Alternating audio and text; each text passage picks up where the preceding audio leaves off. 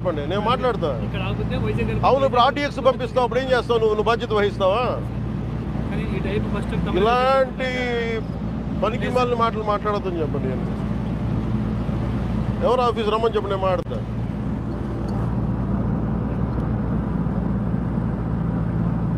First time sir daring ఎంత అలా చేశారు? First time sir.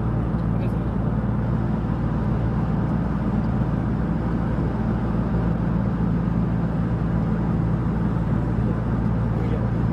Yeah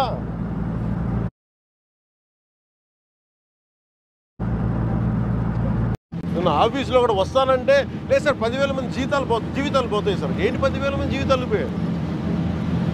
court ఉన్నదేంటి? మీరు కూర్చోబెట్టి స్మగ్లింగ్ చేయడానిక? Seize the ship. If any pressure comes from central government, we'll see.